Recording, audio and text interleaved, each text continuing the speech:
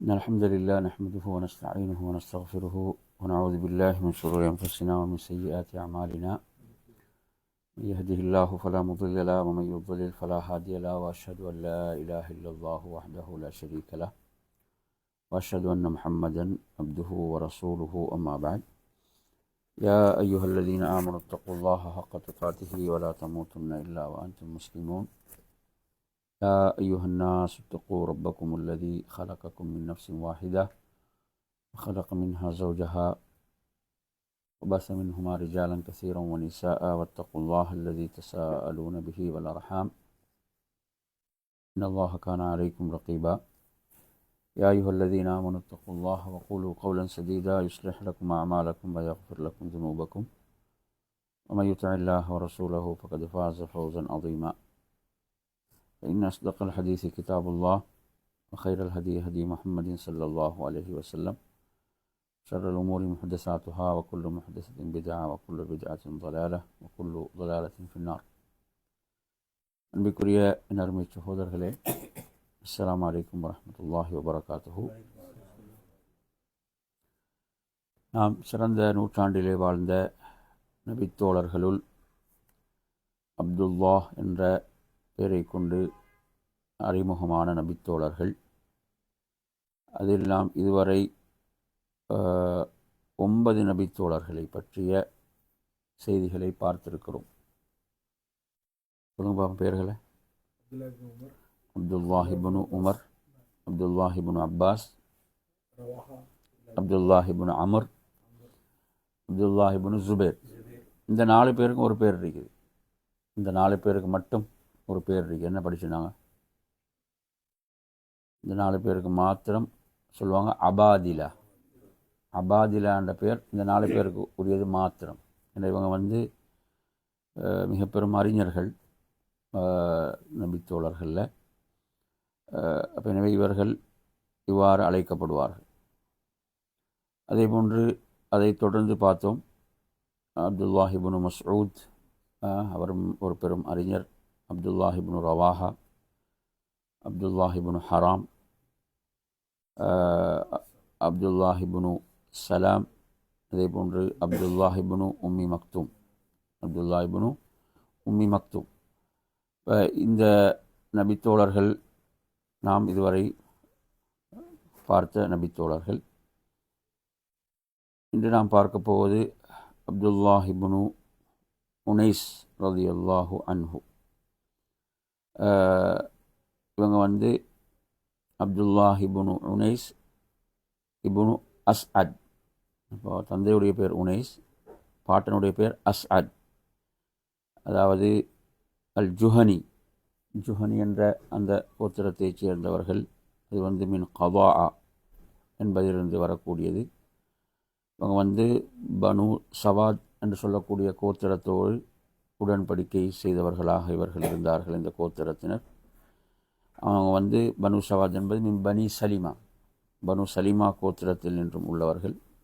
அதே போன்று இவர்கள் மினல் அன்சார், மதீனாவை சேர்ந்தவர்கள். மதீனாவை சேர்ந்தவர்கள். அன்சாரிகள் என்றால் மதீனாவை சேர்ந்தவர்கள். இவருடைய புனை பேர் அபு யஹ்யா அல் மதனி. அபு யஹ்யா அல் மதனி, யஹ்யா அல் மதனியுடைய தந்தை என்று அழைக்கப்படுவார்கள். இவர்கள் அகபாவுடைய உடன்படிக்கையிலே 70 நபித்தோழர்கள் கலந்து கொண்டாங்க தானே. அந்த உடன்படிக்கையில் இவர் கலந்து கொண்டார். அந்த அகபாவில் கலந்து கொண்டாங்கன்னா பெரும் சிறப்புக்குரிய ஒரு நபித்தோழர். அகபா உடன்படிக்கையில் கலந்து கொண்டவர்களுக்கு நபி அவங்க சொர்க்கத்தை கொண்டு தான் நற்செய்தி சொன்னார்கள். புரியுதா? அகபாவுடைய அந்த உடன்படிக்கையில் கலந்து கொண்ட 70 பேரில் இவரும் ஒருவர். இவர் பத்ர் போரில் கலந்து கொள்ளவில்லை என்ற ஒரு கருத்தும் இருக்கிறது, கலந்து கொண்டார் என்ற ஒரு கருத்தும், 2 விதமான கருத்தும் இதில் இருக்கிறது. அதே போன்று இவர் உஹத் போரில் கலந்து கொண்டார். அதே போன்று ஹந்தக் போர், அதை தொடர்ந்து வந்த போர்களிலெல்லாம் இவர்கள் கலந்து கொண்டார்கள். அதே போன்று இவர்கள் இஸ்லாத்தை ஏற்றுக்கொண்ட பிறகு மதீனாவில் இவர் பனு அந்த சலிமா கோத்திரத்துக்கு அவர்களுடைய அந்த சிலைகளை இவர் உடைத்தார். இவரும் முஆத் இப்னு ஜபல் ரலியல்லாஹு அன்ஹு இருவரும் இஸ்லாத்தை ஏற்றுக்கொண்ட போது அந்த சிலைகளெல்லாம் உடைத்து தகர்த்தார்கள். அதே போன்று 2 கிபிலாக்களையும் முன்னோக்கி தொழுதவர்களில் இவரும் சொல்லப்படுகிறார். இப்போ 2 கிபிலாக்கள் என்று சொல்லும்போது நபி அவங்க வந்து மதீனாவுக்கு ஹிஜ்ரா செய்து சென்ற பிறகும் எத்தனை மாதம், ஒரு 16-17 மாதம் மஸ்ஜிதுல் அக்ஸாவை முன்னோக்கி தொழுதான். அப்போ எனவே இவ்வாறு இவரை பற்றிய உள்ள இந்த செய்திகளில் இந்த குறிப்புகளோடு சேர்த்து அடுத்து நாம் பார்ப்போம். நபி ஸல்லல்லாஹு அலைஹி வஸல்லம் அவர்கள் இந்த யாருக்கு எதிராக என்று சொன்னால் இப்னு சுஃபியான் இப்னு நுபை அல் ஹுதலி என்பவன் நபி அவர்களுக்கு எதிராக ஒரு படையை திரட்டுகிறான் என்ற செய்தி நபி அவர்களுக்கு கிடைக்கிறது. அப்படி அந்த செய்தி கிடைத்த போது நபி ஸல்லல்லாஹு அலைஹி வஸல்லம் அவர்கள் என்ன செய்கிறாங்கன்னா, இவருடைய தலைமையில் வந்து ஒரு படையை அனுப்புகின்றார்கள். இவருடைய தலைமையில் ஒரு படையை அனுப்புகிறார்கள். இது வந்து ஹிஜ்ரி 4ஆம் வருடம் முஹர்ரம் மாதம் பிறை 5 என்ன செய்கிறது, இவ்வாறு ரசூலுல்லாஹ்களுக்கு அவன் ஒரு படையை வந்து நபி அவர்களுக்கு எதிராக திரட்டுகிறான் என்று கேள்விப்பட்ட போது நபி ஸல்லல்லாஹு அலைஹி வஸல்லம் அவர்கள் என்ன செய்கிறாங்க, இவரை தான் அனுப்புகிறாங்க. அவரை கொன்று வருமாறு நபி அவர்கள் அவனை கொன்று விடுங்கள் என்பதற்காக அனுப்பிய ஒரு தோழராக, அப்போ இவர் ஒரு மாபெரும் வீரராக இவர்கள் இருக்கிறார்கள். அப்போ எனவே அப்துல்லாஹ் இப்னு உனைஸ் ரலியல்லாஹு அன்ஹு அவர்கள் என்ன செய்கிறாங்கன்னு சொன்னால், அதாவது சுமார் ஒரு 18 இரவுகள் எடுத்துக்கொள்கிறாங்க. எங்கன்னா மதீனாவிலிருந்து மக்காவுக்கு வாரான். அந்த அரஃபா பகுதி, அங்கு உரனான்ற ஒரு பகுதி இருக்கும் உங்களுக்கு தெரியும். அந்த பகுதியில் தான் இவன் படையோடு இருக்கிறான் என்ற அந்த செய்தி கேள்விப்பட்டு இவர்கள் என்ன செய்கிறாங்க, சுமார் ஒரு 18 நாட்கள் பயணித்து என்ன செய்கிறார்கள், 18 நாட்கள் எடுத்துக்கொள்கிறாங்க. அந்த பயணத்துக்காக எடுத்துக்கொண்டு என்ன செய்கிறார்கள், அந்த முஹர்ரம் மாதம் முடிவதற்கு ஒரு 7 நாட்கள் இருக்கும்போது சனிக்கிழமை வந்து என்ன செய்கிறாங்க, திரும்ப மதீனாவுக்கு அவனை கொன்றுவிட்டு திரும்புகிறார்கள். அப்படி திரும்புகின்ற போது அவனது தலையை கூட அவர்கள் தன்னோடு எடுத்து வந்தார்கள். அவ்வாறு எதிரிகளுடைய தலையை கொண்டு வரக்கூடிய வளமை அன்று இருந்தது. அப்போ எனவே நபி ஸல்லல்லாஹு அலைஹி வஸல்லம் அவர்களுக்கு முன்னால் அவனது தலையை அவர்கள் வைத்த போது நபி அவர்கள் என்ன செய்தார்கள் என்று சொன்னால், மகிழ்ச்சி அடைந்து ஒரு கைத்தடியை அந்த தோழருக்கு வழங்கினார்கள். அந்த தோழருக்கு அந்த கைத்தடி வழங்கப்பட்ட போது அதை எடுத்துக்கொண்டு சென்ற போது சஹாபாக்கள் ஏனைய தோழர் சொல்கிறாங்க, அல்லாஹ்வுடைய தூதரிடம் இதை ஏன் என்று கேட்கவில்லையா, இந்த கைத்தடி உங்களுக்கு வழங்கப்பட்டது, இது உங்களுக்கு ஏன் வழங்கப்பட்டது என்று நீங்கள் அல்லாஹ்வுடைய தூதரிடம் கேட்கவில்லையா என்று சொன்னபோது அவங்க மறுபடியும் போய் அல்லாஹ்வுடைய தூதரிடம் கேட்கிறார்கள், ஏன் எனக்கு இந்த கைத்தடி வழங்கப்பட்டது, அல்லாஹ்வுடைய தூதரை ஏன் வழங்கினீர்கள்.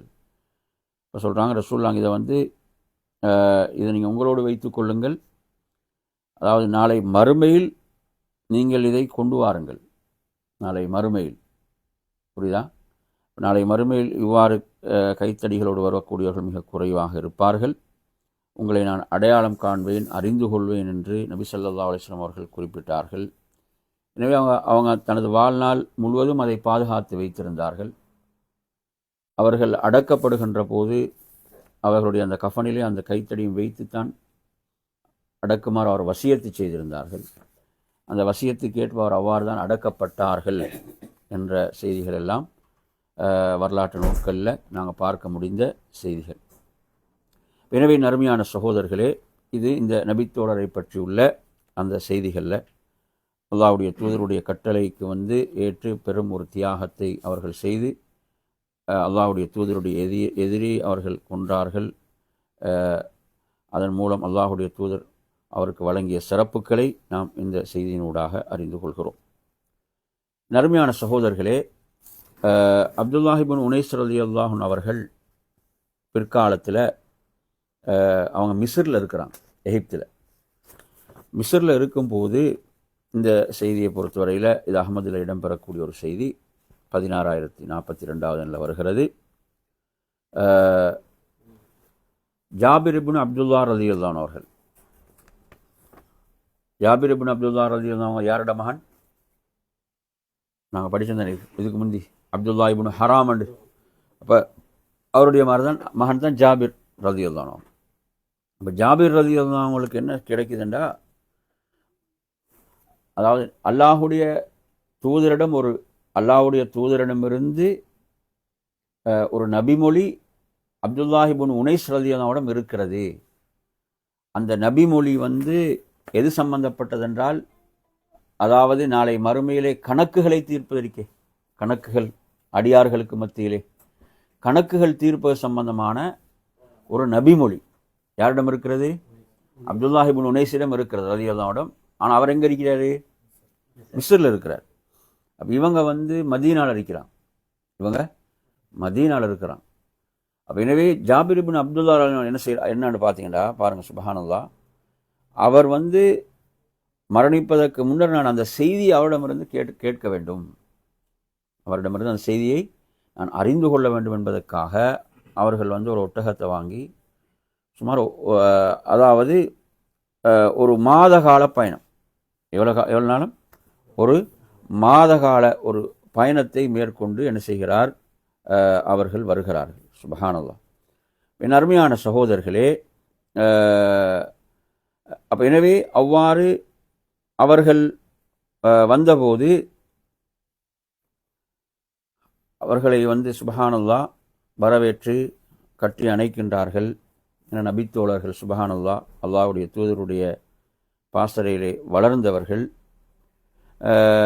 என் அருமையான சகோதரர்களே, எனவே இவ்வாறாக அவர்கள் சொல்கிறார்கள், நீங்கள் அல்லாஹ்வுடைய தூதரிடமிருந்து ஒரு நபிமொழியை அறிந்திருக்கிறீர்கள். அந்த நபிமொழி கிசாஸ், பழிக்கு பழி என்றால் கணக்குகள் அந்த முடிக்கப்படுகின்றது தொடர்பான ஒரு செய்தி. அந்த செய்தி அதை நான் கேட்பதற்கு முன்னர் நான் அல்லது நீங்கள் மரணித்து விடுவீர்கள் என்ற அச்சத்தில் தான் நான் உங்களிடம் வந்தேன், அந்த செய்தியை அறிந்து கொள்ள வேண்டும் என்பதற்காக. சுப்ஹானல்லாஹ், மார்க்க கல்வியை அந்த இல்ம தேட்டத்தில் உள்ள ஆர்வத்தை பாருங்கள். சுப்ஹானல்லாஹ். எனவே அவர்கள் சொல்கிறார்கள், அந்த செய்தியில் நபி ஸல்லல்லாஹு அலைஹி வஸல்லம் அவர்கள் கூற நான் கேட்டேன், அல்லாஹ்வுடைய தூதர் கூற நான் கேட்டேன் என்று சொல்கிறார்கள். நாளை மறுமையுடைய நாளில் அடியார்கள் ஆடையற்றவர்களாக நிர்வாணமாக நாளை மறுமையுடைய நாளிலே அவர்கள் எழுப்பப்படுவார்கள். அதில் புஹும் என்ற ஒரு வார்த்தை வருகிறது. புஹும் என்றால் லைஸ மஅஹும் ஷை, அவர்களோடு எதுவுமே இல்லாத நிலையில் அவர்கள் எழுப்பப்படுவார்கள். எதுவும் இல்லைன்னு சொன்னால், அதாவது எந்த ஒரு பொருளாதாரமோ எதுவுமே அவங்களோட என்ன செய்யாது, எதுவும் இருக்காது. அப்போது அல்லாஹ், அதாவது ஒரு அழைப்பு வரும். அந்த அழைப்பு படைத்த ரப்பின் புறத்திலிருந்து வரக்கூடிய ஒரு அழைப்பாகும். அனைவருக்கும் மிக சமீபமாக, மிக நெருக்கமாக, அருகில் அந்த சத்தத்தை எல்லோரும் கேட்பார்கள். அல்லாஹ் சொல்வான், அனல் மலிக், நான் தான் அரசன், அனல் மலிக்.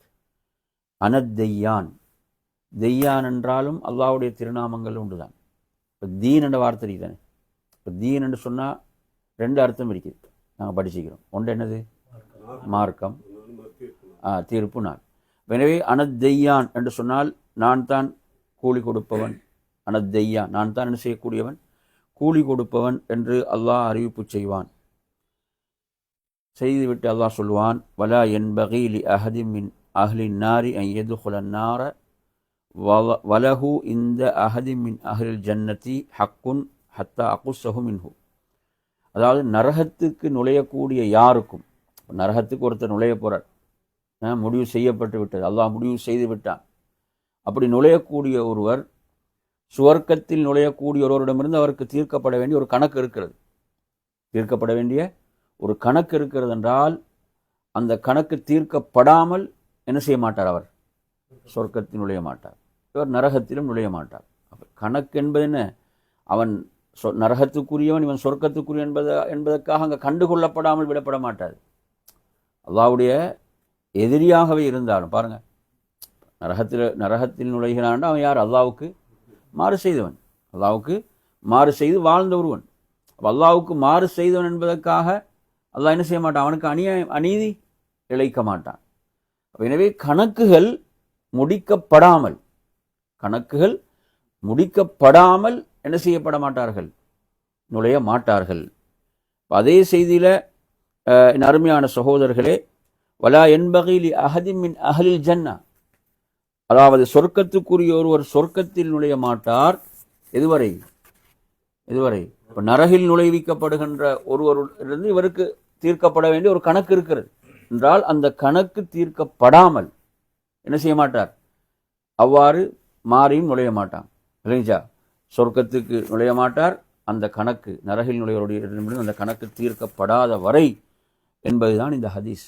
சுப்ஹானல்லாஹ், எவ்வளோ முக்கியமான ஒரு ஹதீஸ்ன்னு பாருங்கள், எவ்வளோ முக்கியமான ஒரு செய்தின்னு பாருங்கள். அதாவது நாளை மறுமையுடைய நாளில் அவ்வளோ துல்லியமாக கணக்குகள் தீர்க்கப்படும். அவ்வளோ துல்லியமாக கணக்குகள் என்பது தீர்க்கப்படும். அணுவளவாக இருந்தாலும் அவைகள் எல்லாம் அங்கு கணக்குகள் தீர்க்கப்பட்டு தான் நரகத்துக்குரியவர்கள் நரகிலும் சொர்க்கத்துக்குரிய சொர்க்கத்திலும் நுழைவார்கள் என்று சொல்கின்ற இந்த ஹதீஸ். இதில் மற்றும் ஒரு ரிவாயத்தில் வருகிறது, அவரிடம் கேட்கிறார்கள், அதாவது அந்த நாளிலே எதுவும் இல்லாமல் இருக்கின்ற போது, எதுவும் இல்லாமல் தான் எழுப்பப்படுவாங்க, புகுமரன் என்ன எதுவுமே இல்லாமல் எழுப்பப்படுவாங்க. அப்போ எப்படி கணக்குகள் தீர்க்கப்படும் அப்படின்னு சொல்லும்போது, பில் ஹசனாத்தி வஸ்ஸய்யிஆத் என்று ரசூலுல்லாஹ் சொன்னாங்க. நன்மைகளை கொண்டும் தீமைகளை கொண்டும் தான் கணக்கு தீர்க்கப்படும் என்று சொல்லிவிட்டு நபி அவர்கள் ஒரு குர்ஆன் வசனத்தை ஓதினார்கள்.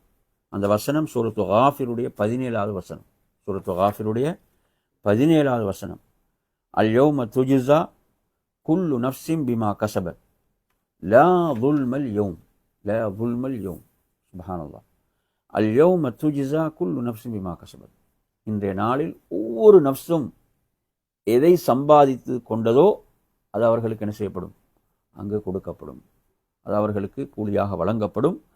லா ظுல்மல் யௌம், இந்த நாளில் அநீதி என்பது கிடையாது. அநீதிக்கு அங்கே இடமே இல்லை. அநீதி என்ற பேச்சுக்கு அங்கே இடமே கிடையாது. அவ்வளவு துல்லியமாக கணக்குகள் என்ன செய்யப்படும், தீர்க்கப்படும் என்று இந்த வசனத்தையும் நபி ஸல்லல்லாஹு அலைஹி வஸல்லம் ஓதினார்கள் என்ற இந்த செய்தியும் இதில் அஹ்மத் ஹாக்கிம் போன்ற நூட்களில் வரக்கூடிய ஒரு செய்தி. எனவே அருமையான சகோதரர்களே, ஒரு ஹதீஸுக்காக எவ்வளவு தூரம் பயணித்தார்கள் என்று வருகிறது. இப்போ நான் சொன்ன ஒரு ரிவாயத்தை நீங்கள் எடுத்தீங்கன்னு சொன்னால் 2 விதமான ரிவாயத்துக்கள் இதில் வருது. ஒன்று வந்து ஷாம் என்றும் வருகிறது, மிஸ்ர் என்றும் வருது. 2 விதமான ரிவாயத். ஒரு ரிவாயத் அஹ்மது ரிவாயத்தை பார்த்தீங்கன்னா ஷாமுக்கு போனாங்கன்னு வருகிறது. இன்னொரு ரிவாயத்து வருகிறது, இந்த ரிவாயத்தை பொறுத்தவரையில் அவங்க மிஸ்ருக்கு பயணித்தாங்கன்றும் அந்த ரிவாயத்து வருகிறது. அதை கொஞ்சம் என்ன உறுதிப்படுத்திக் அந்த 2 ரிவாயத்தை நான் உங்களுக்கு சொல்லியிருக்கிறேன். அந்த ஒரு ரிவாயத்தில் ஷாம் என்று வருது. ஷாம் என்பது தான் பலமாக இருக்குமா, நான் மிஸ்ருக்கும் அவங்க போயிருக்கிறாங்கன்ற செய்தியும் இருக்குது. அப்துல்லா இப்னு உஸைம் மிஸ்ருக்கு போனாங்க, மிஸ்ரிலிருந்து ஆப்பிரிக்காவுக்கு போனாங்கன்றதெல்லாம் அவங்களோட வரலாற்றில் வருது, அவங்களோட வரலாற்றில் வருகின்றது. எனவே நறுமையான சகோதரர்களே, அதே இவர்கள் தொடர்பான செய்திகளில் இப்போ இந்த செய்தி எடுக்கிறதுக்கு எந்த நபித்தோழர் போனார்?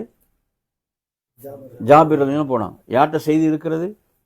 அப்துல்லா இப்னு உனைஸ் ரலியல்லாஹு தான் அந்த நபிமொழி, அந்த செய்தி இருக்கிறது என்பதை நாம் இங்கே இதில் பார்க்கின்றோம். எனவே நறுமையான சகோதரர்களே, இவர்கள் தொடர்பான செய்திகளில் அடுத்த ஒரு செய்தியை பார்ப்போம். அல்லாஹ்வுடைய தூதர் ஸல்லல்லாஹு அலைஹி வஸல்லம் அவர்கள் கூறியதாக இவர்கள் ஒரு செய்தியை அறிவிக்கின்றார்கள். அல்லாஹ்வுடைய தூதர் கூறியதாக ஒரு செய்தியை அறிவிக்கின்றார்கள். இந்த செய்தியை பொறுத்தவரையில் இது திர்மிதியில் 3020 வரக்கூடிய ஒரு செய்தி. அல்லாஹ்வின் தூதர் ஸல்லல்லாஹு அலைஹி வஸல்லம் அவர்கள் சொன்னார்கள், பெரும் பாவங்களில் நின்றும் உள்ளவைகள் என்று சொல்லிவிட்டு சொன்னார்கள், அஷ்ஷிர்கு பில்லா, அல்லாஹ்வுக்கு என்ன செய்வது, இணை வைத்தல், இணையாக்குதல். அஷ்ஷிர்கு பில்லா, அல்லாஹ்வுக்கு எதையாவது இணையாக்குதல் என்று சொன்னார்கள். அடுத்து சொன்னார்கள், வ உகூகுல் வாலிதைன், உகூகுல் வாலிதைன் என்றால் பெற்றோரை நோவினை செய்தல். அடுத்த வல் யமீனுல் கமூஸ், பொய் சத்தியம் செய்தல். என்ன செய்தல்? பொய் சத்தியம் செய்தல் என்ற இந்த 3 விஷயங்களையும் அல்லாஹ்வுடைய தூதர் பெரும் பாவங்களிலே சொன்னார்கள். எனவே நறுமையான சகோதரர்களே, நாம் அறிந்து வைத்திருக்கிறோம், இணை வைத்தல் ஷிர்க். நாம் அதற்கு சொல்லக்கூடிய விளக்கம் என்ன? ஷிர்க், இணை வைத்தல் என்றால் அல்லாஹ்வுக்கு எதையாவது ஒன்றை இணையாக்குதல் என்றால் அல்லாஹ்வுக்கு மாத்திரம் செய்ய வேண்டிய ஒரு வணக்கத்தை அல்லாஹ் அல்லாதவர்களுக்கு நிறைவேற்றுதல், அல்லாஹ்வுக்கு மாத்திரம் இருக்கக்கூடிய அதிகாரத்தை அல்லாஹ் அல்லாதவர்களுக்கு வழங்குதல், அல்லாஹ்வுக்கு மாத்திரம் இருக்கக்கூடிய பண்புகளை அல்லாஹ் அல்லாதவர்களுக்கு இருப்பதாக நம்புதல், இவைகளெல்லாம் ஷிர்க்கிலே வரும்.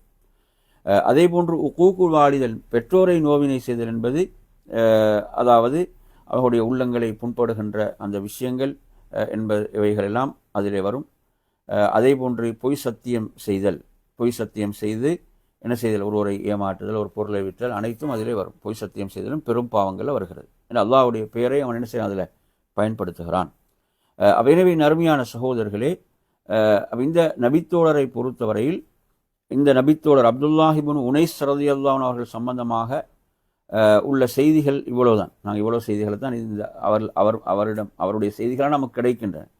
இன்னும் சில செய்திகள் பலவீனமான ஐஃபான செய்திகள், அவைகளை நாங்கள் இதில் கொண்டு வரல. சில செய்திகளில் பலவீனமான செய்திகள், ஐஃபான செய்திகள் என்று வரக்கூடிய செய்திகளை நாங்கள் இங்கே நாம் குறிப்பிடவில்லை. அடுத்ததாக நாம் இதிலே இன்னும் ஒரு நபித்தோழரை பார்ப்போம். அதாவது அப்துல்லான்னு வரக்கூடிய நபித்தோழர்களில் அப்துல்லாஹ் இப்னு ஸைத் ரலியல்லாஹு அன்ஹு, அப்துல்லாஹ் இப்னு ஸைத் ரலியல்லாஹு அன்ஹு. நம்ம ஞாபகம் வச்சுக்கோங்க, நான் முன்னால் படித்தவர் யார்? அப்துல்லாஹ் இப்னு உனைஸ் ரலியல்லாஹு அன்ஹு அவர்கள். இப்போ நாங்கள் அடுத்ததாக பார்க்க போவது அப்துல்லாஹ் இப்னு ஸைத் ரலியல்லாஹு அன்ஹு. இவங்களுடைய தந்தை வந்து ஸைத்.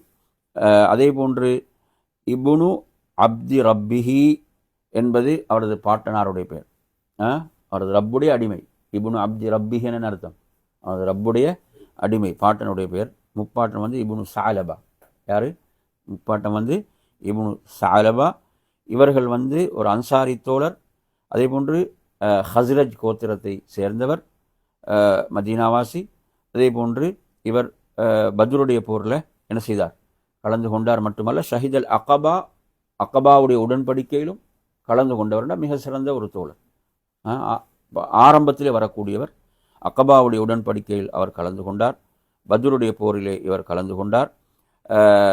எனவே இவர்கள் தொடர்பான செய்திகள் சம்பந்தமாக நாம் பார்க்கின்ற போது, அதாவது மிக முக்கியமாக இவர் தொடர்பாக வரக்கூடிய செய்திதான் எந்த செய்தி என்று சொன்னால் அதான் சம்பந்தமான செய்தி. இந்த செய்தி அதான். அது தொடர்பான செய்திகளை நாம் பார்க்கின்ற போது, நபி ஸல்லல்லாஹு அலைஹி வஸல்லம் அவர்கள் மதீனாவுக்கு ஹிஜ்ரத் செய்து வந்த பிறகு ஜமாத்தாக கூட்டாக தொழுவது என்பது அங்குதான் சரியாக முறையாக ஆரம்பிக்கிறது. ஏன்னா மக்காவுடைய சூழல் அல்ல, மதீனாவுடைய சூழல். மதீனாவில் வந்து ஒரு இஸ்லாமிய சூழல் அங்கு உருவாகிறது, இஸ்லாமிய ஒரு ஆட்சி உருவாகிறது. நபி ஸல்லல்லாஹு அலைஹி வஸல்லம் அவர்கள் இந்த ஜமாத்து தொழுகைக்கு மக்களை எவ்வாறு ஒன்று சேர்ப்பது, மக்களை எவ்வாறு இந்த ஜமாத்து தொழுகைக்கு ஒன்று சேர்ப்பது என்பது சம்பந்தமாக நபி அவங்க இது தொடர்பாக சிந்திக்கிறாங்க, தனது தோழர்களோடு ஆலோசனை செய்கிறார்கள். அப்படி செய்கின்ற போது சொல்லப்படுகிறது, அந்த தொழுகை நேரம் வந்தவுடன் நாம் ஒரு கொடியை நட்டுவோம். என்ன சொல்கிறாங்க? ஒரு கொடியை நாம் நட்டுவோம் என்று சொல்லி ஒரு கருத்தை முன்வைக்கப்படுது. அல்லாஹுடைய தூதர் அந்த கருத்தை நபி அவங்களுக்கு ஆச்சரியம் அளிக்கவில்லை. அந்த கருத்தை நபி அவர்கள் விரும்பவில்லை என்பதை பார்க்கின்றோம். அதற்கு பிறகு என்ன சொல்கிறார்கள் என்று சொன்னால், அதாவது ஊதுவது இருக்குதானே, இந்த மாட்டுடைய கொம்பு மாதிரி, அந்த மாதிரி ஒன்று, அதன் மூலமாக என்ன செய்கிறது, அவ்வாறு அந்த ஊதக்கூடிய ஒன்றை நாம் பயன்படுத்தலாம் என்று சொல்லும்போது சொன்னாங்க, இது வந்து யூதர்களுக்கு ஒப்பாக இருக்கிறது அப்படி என்று அதை நபி அவர்கள் விரும்பவில்லை. அதே போன்று அதன் பிறகு சொல்லப்பட்டது மணி அடிப்பது. என்ன செய்கிறது? மணியை அடிப்பது, அதன் மூலம் நாம் மக்களை ஜமாத் தொழுகைக்கு அழைக்கலாம் என்று சொல்லும்போது இது வந்து கிறிஸ்துவர்களுடையது, மின் அம்ரின் நசாரா என்று நபி அவர்கள் அதையும் விரும்பவில்லை. இப்போ நபி அவங்க இதை பற்றி ஒரு கவலையோடு இருக்கிறாங்க. கவலையோடு இருக்கும்போது அப்துல்லாஹ் இப்னு ஸைத் சொல்கிறாங்க, நானும் கவலையோடு, இதை பற்றி ஒரு கவலையோடு நானும் சென்றேன். நபி அவங்களுக்கு சரியான ஒரு தீர்வு இதில் கிடைக்கல. நபி அவங்க கவலையோடு இருந்தாங்க.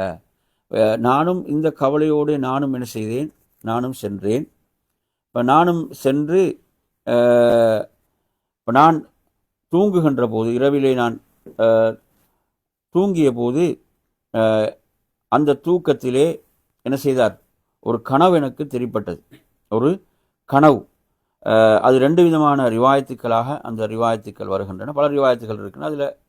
அப்போ அதில் ஒருவர் என்ன செய்கிறார் என்று சொன்னால், ஒரு மணியை எடுத்து செல்கிறார். ஒரு மணியை எடுத்து செல்கிறார். எடுத்து செல்கின்ற போது இவர்கள் கேட்குறாங்க, அதை நீங்கள் எனக்கு விற்பீர்களா, அதை நீங்கள் எனக்கு விற்பீங்களான்னு கேட்குறான்.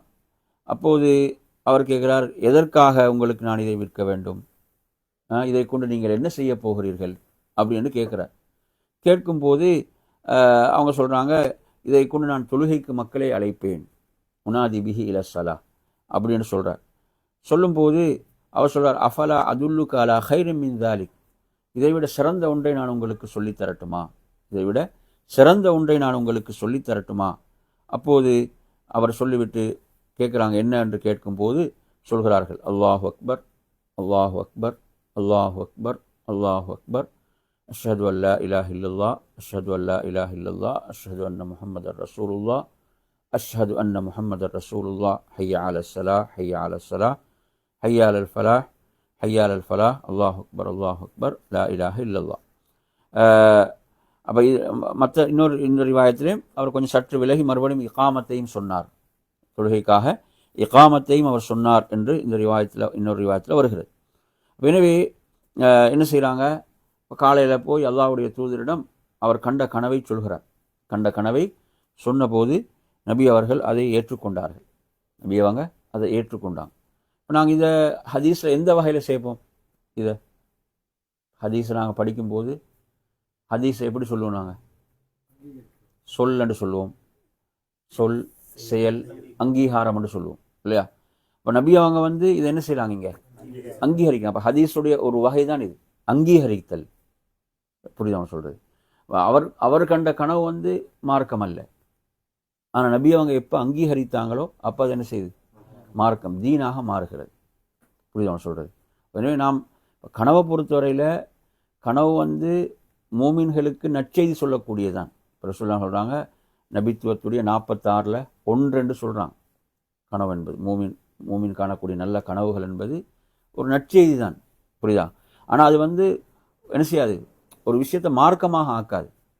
புரியுதா அவங்க சொல்கிறது? ஏன்னா மார்க்கம் பூர்த்தி, இது நபி அவங்க உயிரோடு இருக்கும்போது நடக்கக்கூடிய விஷயம். அப்போ நபி அவங்க என்ன செய்கிறாங்க, அதை அங்கீகரிக்கிறாங்க. அதை என்ன செய்தார்கள், ஏற்றுக்கொண்டார்கள். அப்போ ஏற்றுக்கொண்டவுடன் அது என்ன செய்து மார்க்கமாகி விடுகிறது. அதில் ரசூலுல்லாஹ் என்ன சொல்கிறாங்கன்னா, உங்களை விட உயர்ந்த சப்தம் குரல் உடையவர் பிலால் ரலியல்லாஹு அவர்கள், அவர்களுக்கு நீங்கள் இதை சொல்லிக் கொடுங்க, அவர் என்ன செய்வார், அதான் உடைய அழைப்பை அவர் செய்வார் என்று ரசூலுல்லாஹ் அதை அவருக்கு கற்றுக் கொடுக்குமாறு சொன்னார்கள் என்ற செய்தி வருகிறது. அப்போ அதான் சொல்லும்போது உமர் ரலியல்லாஹு வேகமாக வரான். உமர் ரலியல்லாஹு என்ன செய்கிறாங்க, வேகமாக வருகிறார்கள். சொல்கிறாங்க, யாரை சொன்னாங்க, நானும் இதே கனவை கண்டேன் என்றார். நானும் இதே கனவை கண்டேன் என்று சொல்கிறாங்க. சில ரிவாயத்தில் வருது 20 நாட்களுக்கு முன்பே அவங்க அந்த கனவை கண்டிருக்கிறாங்க, ஆனால் சொல்லலை அவங்க. சில ரிவாயத்தில் எப்படி எடுத்து, உமர் ரலியல்லாஹு அந்த கனவை கண்டிருக்கிறாங்க 20 நாட்களுக்கு முன்பே, ஆனால் சொல்லலை. அப்போ நபி அவங்க கேட்குறாங்க, ஏன் அப்போ இவர் சொன்ன பிறகு சொல்வதற்கு நான் வெட்கப்பட்டேன், அதுக்கு முன்னால் சொல்லலை அப்படின்னு சொல்கிறார். அப்போ எனவே இந்த கனவை பொறுத்தவரையில் யாரும் கண்டிருக்கிறாங்க, உமர் ரலியல்லாஹு அவர்கள் என்ன செய்திருக்கிறார்கள், கண்டிருக்கிறார்கள் அப்படி என்றதை நாங்கள் பார்க்குறோம். அப்துல்லாஹ் இப்னு ஸைத் ரலியல்லாஹு அவங்களை பொறுத்தவரையில் அவர்களுடைய அந்த சிறப்புக்களில், அவங்களோட சிறப்புக்களில் இதை நாங்கள் முக்கியமாக பார்க்கின்றோம். வேணும் நல்லா விளங்குங்க.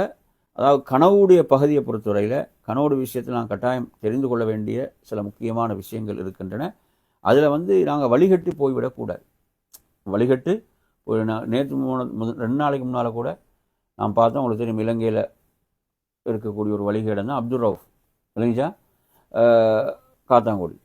அவனுடைய அந்த ஒரு இதில் என்ன செய்யப்படுதுன்னா, ஒரு கண்ட கனவு என்று சொல்லி, ஒரு கனவை சொல்லி அதில் இப்படி இத்தனை விஷயங்கள் என்று சொல்லி என்ன செய்கிறது மக்களை, ஏன்னா மக்களை வழிகெடுக்கிறதுக்கு ஒரு லேசான ஒரு ரூட் தானே அது, அப்படி தானே? இப்போ நீங்கள் எடுத்து பார்த்தீங்கன்னா வழிகேடர்களை பொறுத்தவரையில் அவர்கள் சொல்வார்கள், எங்கள்ட ஷேகுக்கு நேரடியாக நபி அவங்க என்ன செய்கிறாங்க, கனவுல சொல்கிறாங்க. நீங்கள் ஹதீஸுடைய அறிவிப்பாளர் வருஷம் அதெல்லாம் நீங்கள் பார்த்து கொண்டிருக்கிறீங்க, அதெல்லாம் தேவையில்லைன்னு சொல்லி மக்களை வழிகெடுக்கிறாங்க. இப்போ அதுக்கு ஆதாரம், இப்போ கனவுகளை கண்டுறதுக்கு ஆதாரம் இருக்குதா? ஆதாரம் கேட்கலுமா? சாட்சி கேட்க. அதனால தான் ரசூலுல்லாஹ் சொல்கிறாங்க, கனவுல வந்து பொய் சொல்பவன் வந்து அது பெரும் பாவம். கனவு விஷயத்தில் அதாவது பொய் சொன்னால் நாளை மறுமையில் 2 மணிகளுக்கு இடையில் முடிச்சு போடுமாறு சொல்லப்படும். அது அவ்வாறு சொல்லப்பட்டு அவன் தண்டிக்கப்படுவான். மிக பெரும் பொய்யாக ரசூலுல்லாஹ் சொல்கிறாங்கடா, ஒருவன் வந்து பொய்யாக கனவுகள், நான் அவ்வாறு கனவு கண்டேன், இவ்வாறு கனவு கண்டேன் என்று சொல்லி இவ்வாறு பொய் சொல்வது. ஏன்னா நிறைய பேர் என்ன செய்கிறாங்க, மக்களை இவ்வாறு வழிகெடுத்து கொண்டிருக்கிறார்கள். மக்களை எங்களோட ஷேகடை இப்போ எங்களோட ஷேகடை கனவுல ரசூலுல்லாஹ் வந்து கொண்டிருக்கிறாங்கன்னு எல்லாம் பயன் பண்ணுவார்கள். மக்கள் ஏமாற்றப்படுறாங்க. அதே போன்று தான் இப்போ நாம் காணக்கூடிய கனவுகளாக இருந்தாலும் மார்க்க வரையறைகளுக்கு உட்பட்டு அந்த கனவுகள் இல்லை என்றால், மார்க்க வரையறைகளுக்கு வெளியே அது இருக்குமாக இருந்தால் நாங்கள் அந்த கனவுகளை அலட்சியம் செய்ய வேண்டும். இல்லைங்களா? கண்டுகொள்ளக்கூடாது. சிலரை பார்த்தீங்கன்னா கனவுல வந்து என்ன, சிலவங்க யாராவது மரணிச்சு விட்டால் என்ன சொல்கிறது, அந்த தர்காவுக்கு போயிட்டு அதை நேர்ச்சி செய்யுங்க, இந்த தர்காவுக்கு போய் அதை நேர்ச்சி செய்யுங்க, அதை செய்யுங்க, இதை செய்யுங்க என்று இப்படியெல்லாம் வந்தால் இது மார்க்கம் வந்து தடுத்த விஷயம், செய்யக்கூடாது. அல்லாஹ்வுக்கு மாறு செய்யக்கூடிய விஷயத்தில் நேர்ச்சி என்பது கிடையாது, செய்யக்கூடாது. ஏன்? இப்போ ரசூலுல்லாஹ் சொன்னாங்க, எனது தோற்றத்தில் ஷைத்தானுக்கு வர முடியாது, வேறு யாருடைய தோற்றத்திலும் என்ன செய்வான், ஷைத்தான் வருவான். சரிஞ்சா? அது எனது பெற்றோர்களாக இருக்கலாம், உங்களோட பெற்றோர்களாக இருக்கலாம், யாராகவும் இருக்கலாம், யாருடைய தோற்றத்திலும் ஷைத்தானுக்கு வர முடியும், அல்லாஹ்வுடைய தூதருடைய தோற்றத்தை தவிர. எனவே இவ்வாறு வந்து வழிகெடுக்கக்கூடிய விஷயங்கள் நடைபெறும். எனவே அதில் நாங்கள் மிக கவனமாக இருக்க வேண்டிய ஒரு பகுதி. எனவே நறுமையான சகோதரர்களே, நாம் இன்றைய பாடத்தில் 2 முக்கியமான தோழர்கள், அப்துல்லா என்று ஆரம்பித்த நபி தோழர்கள், அப்துல்லாஹ் இப்னு உனைஸ் ரலியல்லாஹு அன்ஹு அவர்கள், அதே போன்று அப்துல்லாஹ் இப்னு ஸைத் ரலியல்லாஹு அவர்கள், இருவரும் யார்? இருவரும் மதீனா வாசிகள், அன்சாரி தோழர்கள், மதீனா வாசிகள். இருவருடைய சிறப்புகளில் மிக முக்கியமான சிறப்பு என்ன?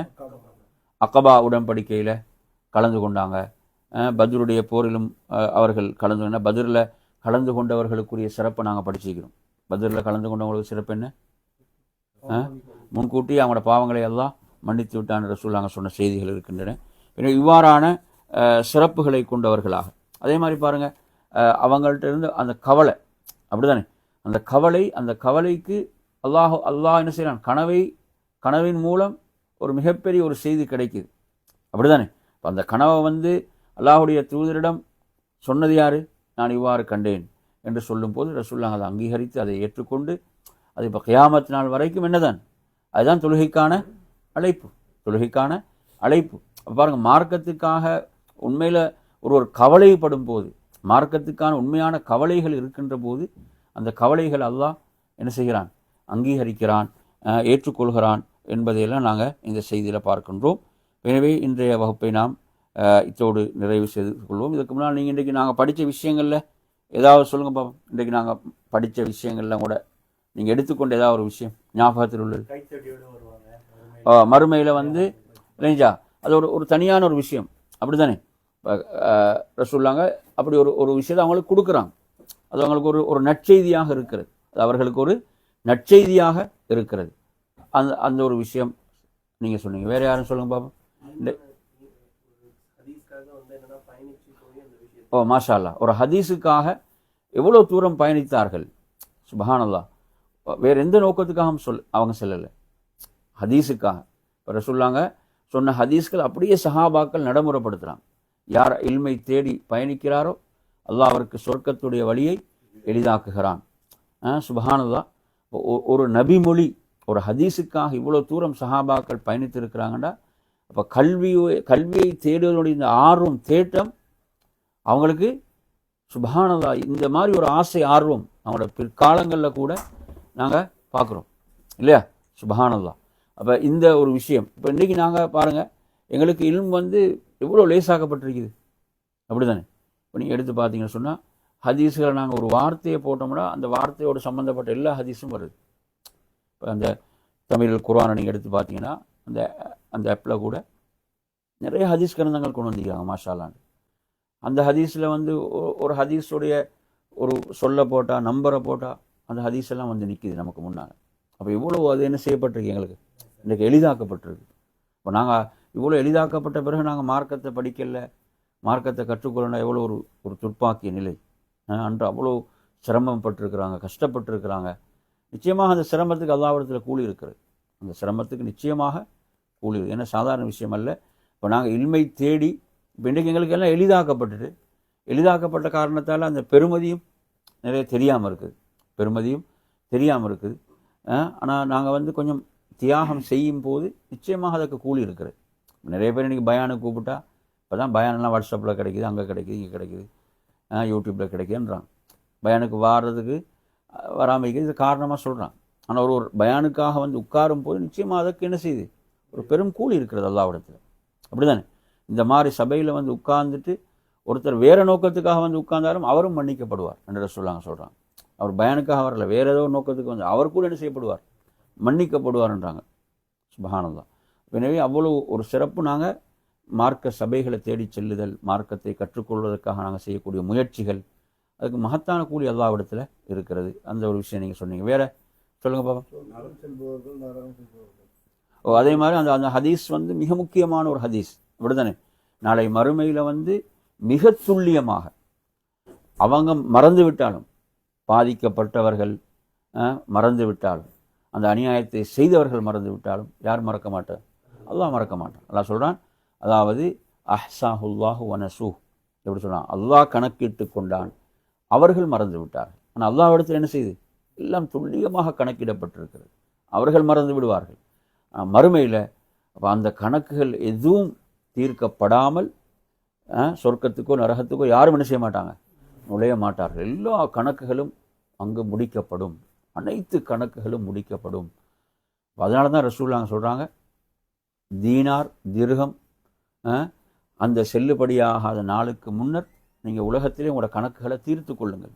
அங்கே தீனார் திர்ஹம் எதுவும் என்ன செய்யாது, செல்லுபடியாகாது. அங்கே நன்மைகள் தீமைகள் மட்டும்தான் அங்கு என்ன செய்ய போகும், அங்கு பயனளிக்கும். புரிஞ்சா? பாதிக்கப்பட்டவர்களுக்கு என்ன செய்ய வேண்டும், நன்மைகள் தான் கொடுக்கப்படும். நன்மையிலே அவனது தீமையை சுமக்க வேண்டியிருக்கும். அப்படி என்பதுதான் ஹதீஸ். எனவே அவைகள் எல்லாம் மிக துல்லியமாக யாரும் எதுவும் தவறாது, அந்த அளவுக்கு என்ன செய்யப்படும், அனைத்தும் அங்கு அல்லாஹு தஆலா மிக நீதியாக தீர்ப்பளிப்பான். லா துல்மல் யௌம், அங்கு எந்த ஒரு அநியாயமும் இல்லை, அநீதியும் இல்லை என்று சொல்லுது. அந்த ஒரு விஷயம். வேற அல்லாஹ்வுடைய தூதருடைய கட்டளை, அல்லாஹ்வுடைய தூதருடைய எதிரி, அல்லாஹ்வுடைய தூதர் சொல்கிறாங்க. அவர் என்ன செய்கிறார், அதற்காக மதீனாவிலிருந்து புறப்பட்டு அவர் என்ன செய்கிறார், மக்காவுக்கு சென்று அல்லாஹ்வுடைய தூதருடைய கட்டளை நிறைவேற்றிய காரணத்தால் அவர் பெரும் சிறப்பை அடைந்து கொண்டார் என்ற அந்த விஷயத்தை நாங்கள் படித்தோம். வேறு ஏதாவது நான் வேறு படித்த விஷயங்களில் அப்துல்லா இப்னு ஸைத் ரலியல்லாஹு அன்ஹு அவர்களுடைய அந்த கவலை, மார்க்கத்துக்காக இதுக்கு ஒரு தீர்வு கிடைக்க வேண்டும் என்ற அந்த கவலை அல்லாஹு தஆலா என்ன செய்கிறான், அவருக்கு அந்த கனவை காண்பிக்க செய்கிறான். அந்த கனவின் மூலம் அதானுடைய முறையை அவர் அறிந்து கொண்டு கற்றுக்கொண்டு அல்லாஹ்வுடைய தூதரிடம் போய் அதை சொன்னார்கள். அல்லாஹ்வுடைய தூதர் அதை ஏற்றுக்கொண்டார்கள் என்ற அந்த செய்தியை அவருடைய வரலாற்றில் நாங்கள் பார்த்தோம். எனவே இவ்வாறான செய்திகள் இன்றைய வகுப்பில் நாங்கள் என்ன செய்தோம், கற்றுக்கொண்ட அறிந்து கொண்ட விடயங்கள். அதே போன்று வேறு யார் கனவு கொண்டாங்க, உமர் ரலியல்லாஹு அவர்களுக்கும் அந்த கனவு அவர்களுக்கும் தென்பட்டது, அவங்களும் கண்டாங்கன்ற விஷயத்தையும் அல்லாஹ்வுடைய தூதரிடம் கூறினார்கள். அதே போன்று ரசூலுல்லாஹ் அதானுக்கு யாரை நியமித்தாங்க, பிலால். எனவே ரசூலுல்லாஹ் அதுக்கு பொருத்தமானவர்கள் தான் என்ன செஞ்சாங்க, அதுக்கு நியமித்தாங்க. ஏன்னா அவருடைய சப்தம் உயர்வாரிக்கும் போய் அந்த அதான் போய் கேட்க வேண்டும், நிறைய பேருக்கு போய் சேர வேண்டும். எனவே அவர்களை தான் அதுக்காக நியமித்தாங்க. அவர்களுக்கு அந்த அதானை சொல்லிக் கொடுங்க என்று நபி அவர்கள் கூறினார்கள் என்பதையும் அந்த செய்தியில் நாங்கள் பார்க்கின்றோம். எனவே இன்ஷா அல்லாஹ் இன்றைய வகுப்பு நாங்கள் இதோடு நிறைவு செய்து கொள்வோம். ஏதாவது கேள்விகள் சந்தேகங்கள் இருந்தால் இன்ஷா அல்லாஹ் நீங்கள் கேட்டு விளக்கம் பெற்றுக்கொள்ளும்.